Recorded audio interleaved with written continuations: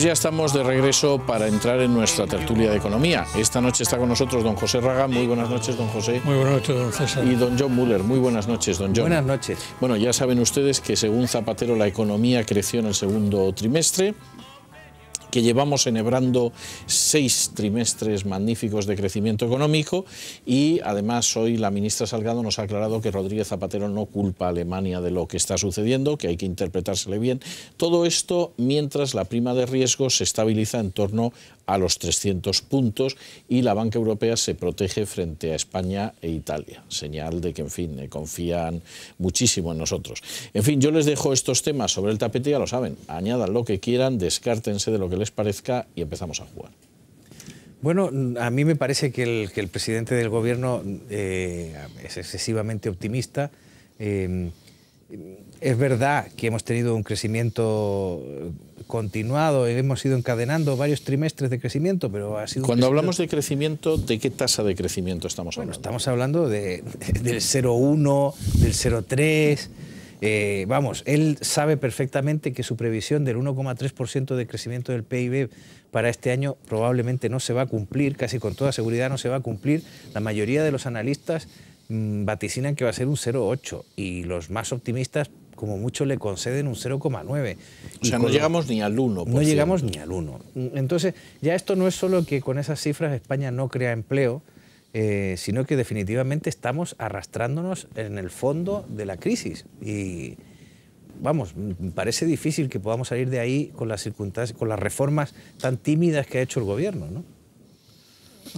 Le voy a hacer una pregunta, don John, que es en fin, una pregunta que hemos formulado muchas veces en este programa y a algunos de los televidentes les será familiar, pero es que yo creo que es obligada después de lo que acabamos de decir.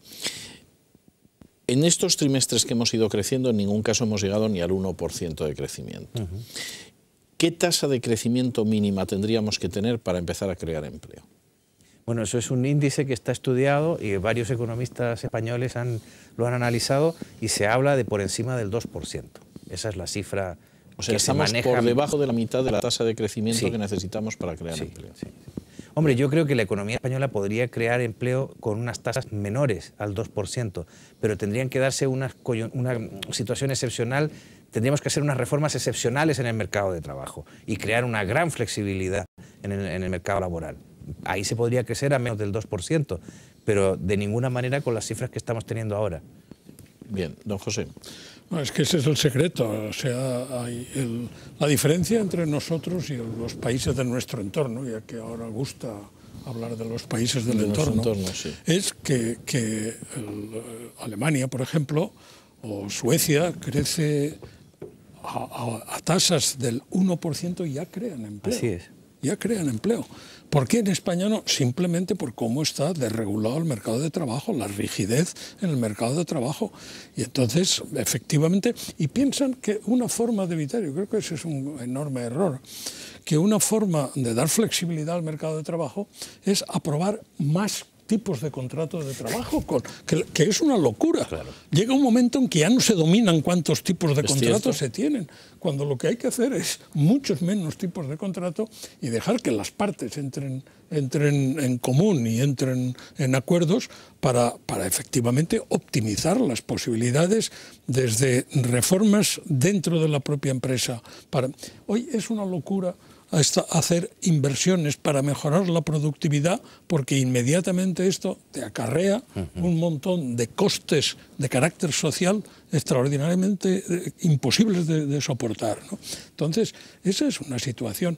Ahora, volviendo al optimismo, como decía el señor Müller, de nuestro querido presidente, le he oído hoy un corte, espero no haber oído mal, que tampoco puedo yo asegurar demasiado con mi tímpano cómo funciona, pero le he oído, es decir, después de hacer esa perorata, es decir, podemos decir que estamos en un crecimiento consolidado. Esto debería ser delictivo, o sea, que alguien con la información que tiene el presidente del gobierno diga que España está en una situación de crecimiento consolidado. Mire, esto, yo recuerdo tantas veces el proceso que están siguiendo en Islandia contra su presidente de gobierno por lo mal que ha gestionado la crisis, y que me digo siempre, pero ¿y por qué no seré islandés? ¿Por qué no seré islandés? ¿No? O indignado. O indignado. Vamos a tener que acampar ahí. No, apuntar simplemente que Joan Rosell decía hace una semana que hay 42 tipos de contratos distintos en la legislación española. 42 tipos de contratos. O sea, hay fijos discontinuos, temporales, a tiempo parcial, por horas, no sé qué, para determinado, de fomento del empleo, de fomento del paro juvenil, etcétera. De jubilación parcial. Exacto. O sea, hay de todo. Entonces, lo que decía la COE es que precisamente lo que se necesitaría es limpiar un poco toda esta legislación a la que somos tan aficionados, porque tenemos un parlamento dedicado a ello, varios parlamentos en España dedicados a ello, y dejar 8 contratos o 6 contratos que fueran lo más sencillos posible para que la gente, primero los empresarios se animaran.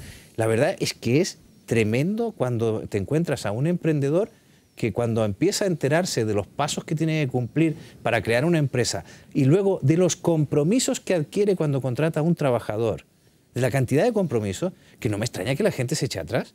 No me extraña de ninguna manera. Entonces, efectivamente, claro, con esas cortapisas, nosotros aquí somos felices dictando normas, ¿no? Que el reciclado de los cartones para tranquilizar nuestra mentalidad ecologista. Vale, perfecto, pero todo eso supone unos costes que le estamos imponiendo a una empresa y que deberíamos evaluar, porque hay empresas para las cuales a lo mejor no representa nada y pequeñas pymes, las que a lo mejor el reciclado del producto que fabrican o una parte del reciclado de los componentes que tienen, pues le supone unos costes enormes.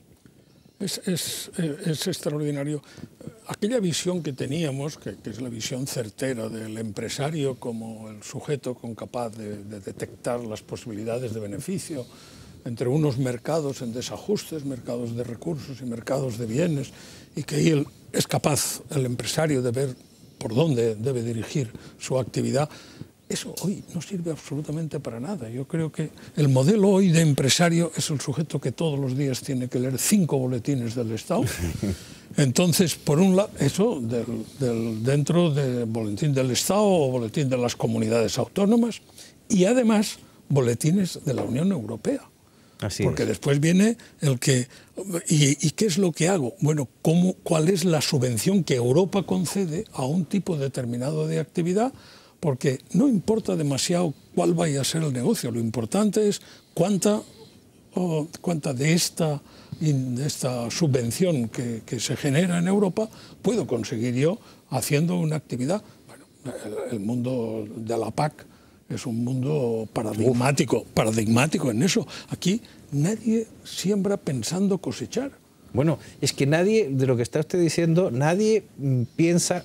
¿Hace cuánto tiempo que no conocemos a un emprendedor que dice voy a intentar crear un producto o ver qué es lo que quiere el mercado, qué le falta, qué necesita? La mayoría de las veces estamos pensando a ver qué necesita la administración para que yo produzca. Eso es. Y no solo los jóvenes quieren ser funcionarios en un gran número, sino que los emprendedores además quieren ser de empresas que tengan un trabajo seguro a la hora de servir al Estado o a la administración, proporcionándole bienes o servicios de distinta naturaleza, y por eso efectivamente el BOE y los boletines de las comunidades autónomas, no solo por las leyes, sino por las oportunidades de negocio que se crean ahí, ¿no?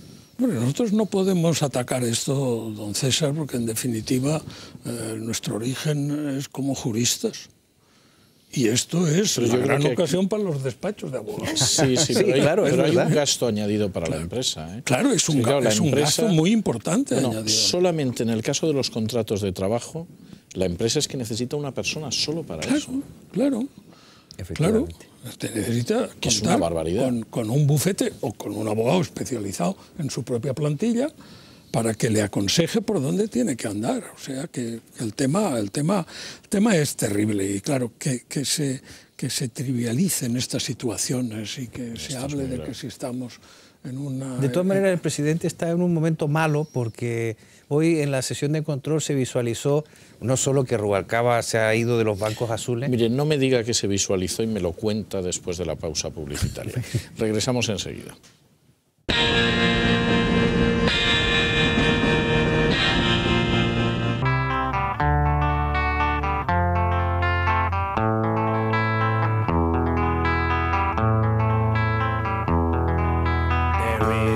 Ya estamos de regreso y don John, yo le devuelvo la palabra porque estamos... Bueno, ya que no puedo decir visualizar, diré que hoy lo que se manifestó en el Congreso claramente fue que al señor Zapatero le enmiendan la plana hasta su vicepresidenta, ahora ascendida, Elena Salgado, que ha dicho que ha matizado sus expresiones ayer donde parecía acusar a Alemania de los problemas que se estaba viviendo por la falta de una solución a Grecia, ¿no? Bueno, no es para menos.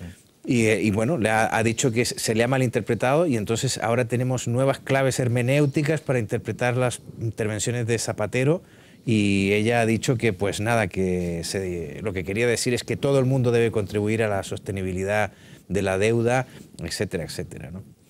En todo caso, en el tema griego, lo que está cuajando es cada vez más la idea de que haya un bono, como el histórico bono Brady que existió en aquella deuda externa latinoamericana, donde se hará una operación en la que los bancos privados tendrán que asumir una parte de pérdida, ¿no? A mí esto me choca, ese planteamiento de generalizar el mal, porque entonces parece que es menos mal.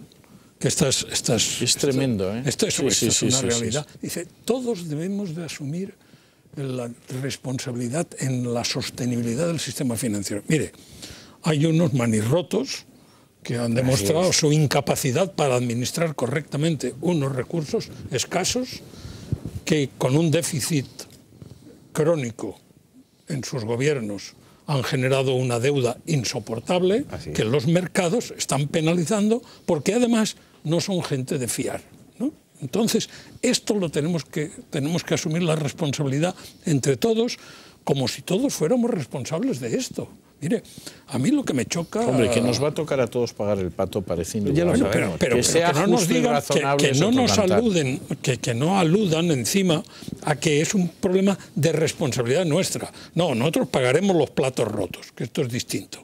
Pero yo oí ayer un corte esta mañana o a mediodía del señor Zapatero, que decía que Alemania tiene que asumir su responsabilidad. No significa esto es algo tremendo. Oiga, y decía eso después de decir que es que si no, este prestigio que tanto nos ha costado ganar lo podemos perder. Claro, pero es que eso no significa que... Es que el problema es, hay que reinterpretar cuando se dice que Alemania tiene que asumir su responsabilidad. Quiere decir que Alemania no tiene que asumir su responsabilidad, pero es que estamos locos, ¿no? Tenemos un problema, y es que hemos creado un libre mercado donde la posibilidad de arruinarse no existe. Y entonces, cuando no existe la posibilidad de arruinarse, tú estás destrozando el ecosistema de un mercado libre. Porque definitivamente aquellos que lo hacen mal, que son incompetentes o que son derrochones, pues se sienten con las manos libres para seguir gastando. Aquí yo quería mencionar que ayer estuvo el profesor Raga también en este acto. Se presentó este libro, Lo que hay que hacer. Son 32 economistas capitaneados por el profesor Juan Velarde. Lo presentó Mariano Rajoy, estaba usted allí presente, profesor Raga. Sí. Y estos 32 economistas plantean algunas de las reformas más importantes que hay, y más urgentes que hay que empezar a hacer en nuestro país, ¿no? Mariano Rajoy, no sé, parecía...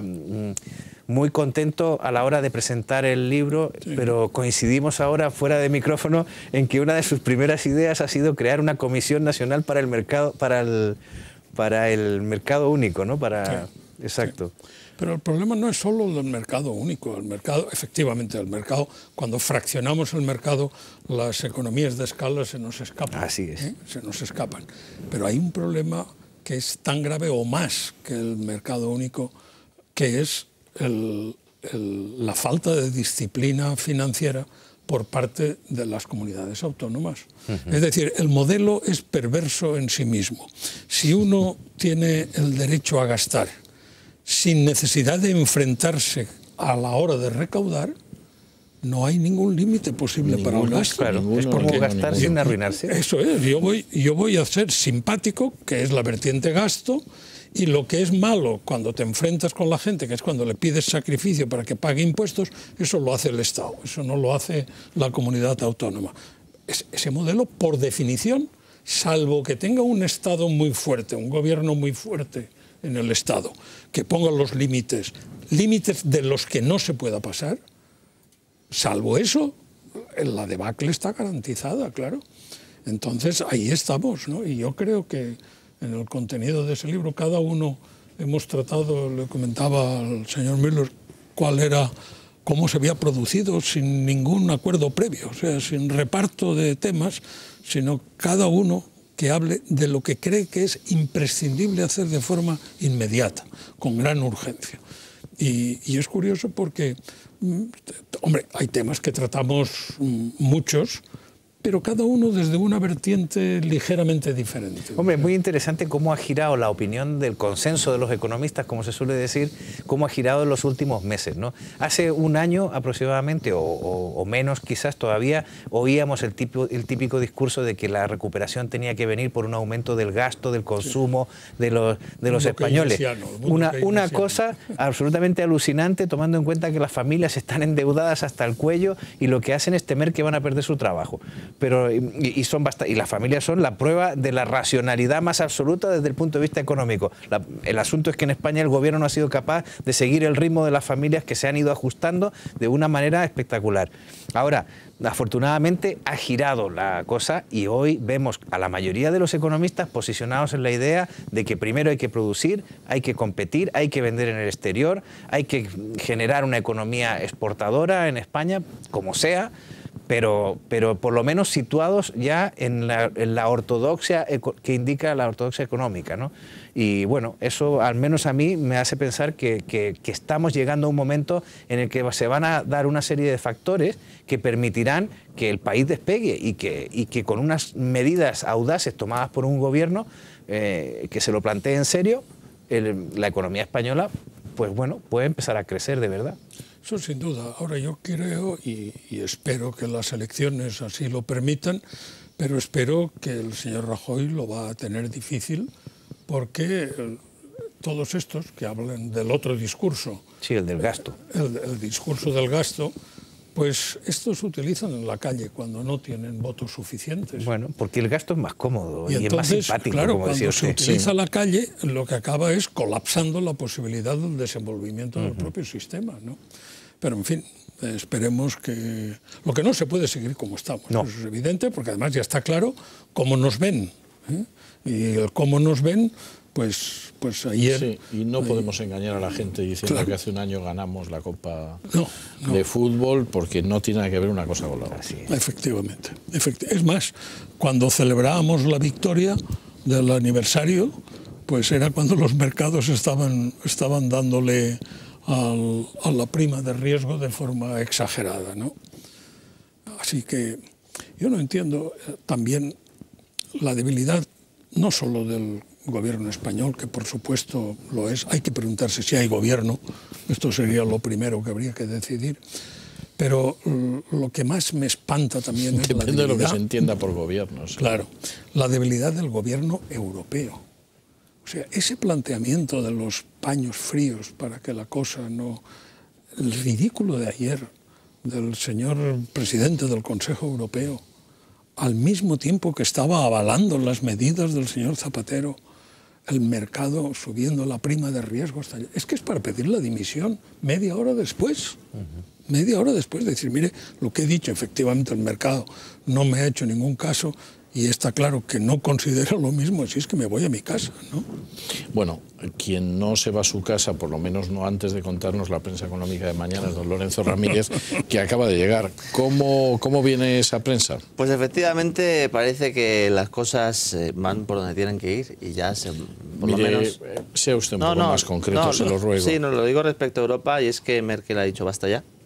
Todos los diarios destacan unos de una manera y otros de otra y voy a plantear las dos vertientes de cómo se puede enfocar la misma cosa, ¿no? El economista Merkel rechaza una nueva cumbre sobre Grecia y pide una quita de la deuda. Igual, suspensión de pagos. Bien. Señoras y señores, ustedes no pueden pagar. El que haya comprado deuda griega, que se coma una parte del dinero que ha metido.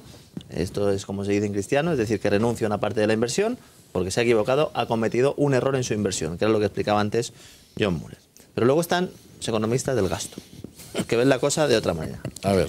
5 días. La presión de Merkel en el Eurogrupo pone a Grecia al borde de suspender pagos. Anda, fíjate, la culpa responsabilidad es de Merkel, responsabilidad de Merkel en Grecia. Es culpa de Merkel que quiebre Grecia. Los griegos se endeudaron. Es increíble.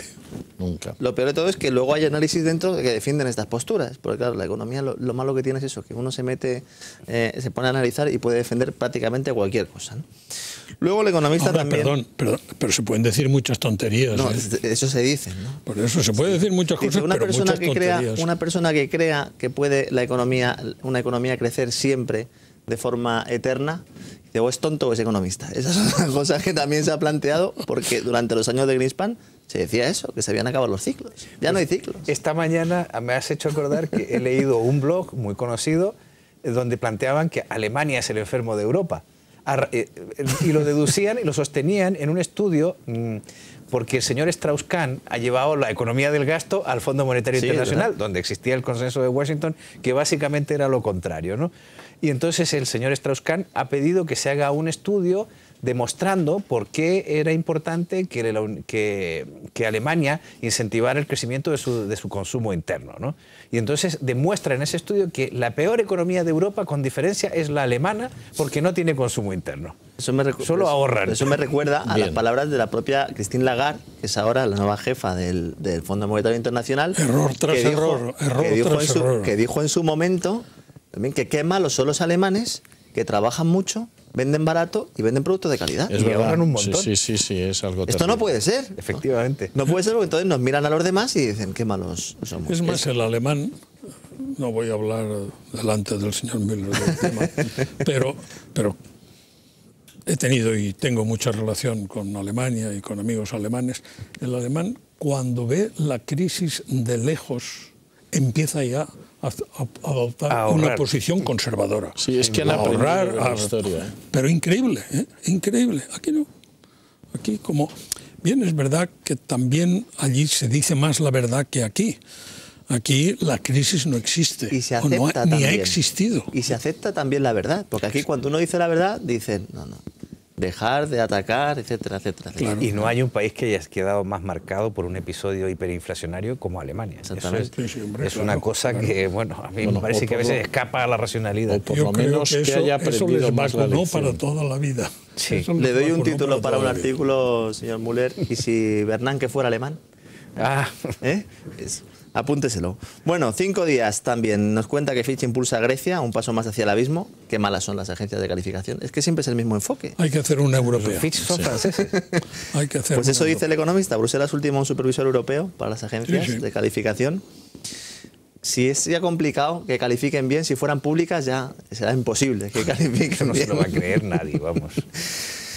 Y luego 5 días también nos cuenta que Italia reacciona a los ataques, con un ajuste de 65.000 millones de euros. Bueno, en gran parte, mira, están corrigiendo lo que han hecho mal en los últimos 10 días, porque los italianos anunciaron un ahorro de 48.000 millones, dijeron que iban a introducir el copago sanitario, que ya lo tuvieron en su época y lo quitaron, dijeron que iban a ahorrar en una serie de cosas burocráticas y tal, y resulta que iban pasando los días y se iban cayendo las medidas. Y decían, no, ya el copago no lo vamos a poner, ya el ahorro no lo vamos a hacer. Claro, eso generó también incertidumbre en los mercados. Tú no puedes ser tan poco serio que decir que vas a ajustarte y luego no hacerlo, ¿no? Es decir, lo que estamos haciendo nosotros. Que es un poco lo que hacemos nosotros aquí. Es que aquí de momento a Salgado no le han pillado porque aquí hacemos reforma laboral. Como en Italia. Es que en Italia además al ministro le han cogido que a lo mejor le están pagando un apartamento. Reforma de pensiones que hacemos y que solo entrará... O sea, la reforma de pensiones que hemos hecho y que nos ha tenido tan entretenido no tiene ningún efecto sobre el plan de consolidación fiscal.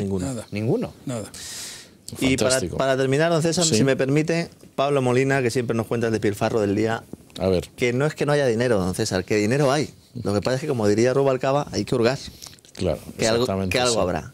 Sinde reparte otros 2 millones de euros para producir películas en vascuence y valenciano. Esto seguro que la culpa la tiene Esperanza Aguirre. Esperanza Aguirre, de cuando en los años 90 fue ministra de Cultura. Es tremendo, y la comparecencia de Sinde hoy en el Congreso ha sido lo más patético que se ha visto. Y mira que se ven cosas patéticas. Ha dicho que la culpa de lo que ha pasado en la SGAE la tiene Esperanza Aguirre. La tiene Esperanza Aguirre y, en fin, ellos no tienen nada que ver con esto. En una entrevista que me hacían allí en el acto de presentación, un medio de comunicación, me preguntaron, ¿pero usted cree realmente que hay gastos superfluos? ¿Lo cree de verdad, profesor? Auténtico, porque dije, mire, lo inmediato es adelgazar el sector público cortando todo gasto que no tenga sentido. Pero usted cree que no hay, que hay gastos que no tienen sentido. ¿Cómo qué edad tenía la persona que le formuló esa era pregunta? era joven. Seguramente podrá ir a ver Piratas del Caribe en Vascuence cuando la pongan. Seguro que era de la economía del Es gasto. que va a haber Eso es que está esto, lo de Piratas del Caribe, están los otros piratas, ¿Usted cree hace que hay falta algún tener gasto? embajadas de las comunidades en el exterior, hace falta todo este El serie de embajador catalán en Nueva despropósitos. York cobra más que un ministro. Claro, claro. Y después que hay déficit. De eso la culpa la tienen los anglosajones, ¿eh? Y Alemania también. Y Alemania. Claro. O sea, no me cabe la menor duda. Bueno, es prensa que esa anglosajona. mezcla ya teníamos bastante desgracia con la pérfida Albión. Ahora encima, si se suman los alemanes, no hay manera, vamos. O sea, es obvio. Vamos, yo estoy convencido de que la Generalidad de Cataluña no quería abrir una embajada en Nueva York. No quería. Pero Estados Pero Unidos claro, ha reclamado. llegaron los pérfidos anglosajones. Alemania e los Inglaterra liaron. unidas contra España. ¿Esto ha pasado alguna vez? ¿Usted que No, generalmente hemos estado con una o con la otra. Pero vamos, esto ya, claro, así se explica uno los 5 millones de parados de este país. Si es que tenemos concitadas a todas las potencias. El día menos pensado nos vamos a enterar de que hasta nos enfrentamos con los chinos al paso que va esto. Con Marruecos no, porque ya ha anunciado Trinidad Jiménez que va a dar el voto a los marroquíes que vivan en España. va a regalar un jamón? Con como lo cual Morales? se calcula que puede haber 1 millón de marroquíes votando en las próximas elecciones municipales y autonómicas. Imagino que cuando Trinidad Jiménez lo ha anunciado es porque piensa que van a votar al PSOE. O sea, todavía va a haber más lío en este país por si había poco. ¿Pero piensan que existe el PSOE todavía en el momento de las elecciones? Sí lo creo. Sí lo creo. Esto puede Lo que ser pasa es un que vamos a problema. tener una Diputación General de Guipúzcoa en manos de Bildu, Claro. podemos tener el Ayuntamiento de Granada en manos de un partido islámico. O sea, esto cada vez se está poniendo más entretenido. Cada vez, en vez de parecer una nación seria, parece más un parque temático, de terror además. O sea, es triste, pero es así. Y como la economía en realidad va de maravilla, llevamos enhebrando ya 6 trimestres creciendo, y lo que hablan mal de nosotros son los anglosajones, que son perversos, pues nada, solucionado todo. O sea, todas las piezas encajan. Menos mal que lo dicen en inglés. Sí. No, menos mal que seguramente no les escucha nadie, porque claro, si escuchan decir esto a gente que se supone que es seria, el pánico que puede haber allende nuestras fronteras en cuanto a la situación en España puede ser impresionante. Pues es impresionante, porque es que piensas que estás entonces en manos ya de gente que no está en sus cabales. Es tremendo. Lo que pasa es que esto se estudia un poco, porque a mí lo que me extrañó es que de estas mentes preclaras no haya salido todavía una propuesta de volver a aquello que se llamaba la deuda perpetua. ¿Eh? Es verdad. Es una deuda que no se amortizaba nunca. Yo creo que esa es la solución. Convertimos toda la deuda española en deuda perpetua. Alguno lo ha propuesto. Dicen, como no se va a poder pagar la deuda, pues que no se pague. Que no se pague. Es algo verdaderamente maravilloso. En fin, don John, don José, don Lorenzo, muchas gracias. Muy buenas noches. Buenas noches. Y ya lo saben, nosotros hacemos una pausa y regresamos con nuestra invitada esta noche.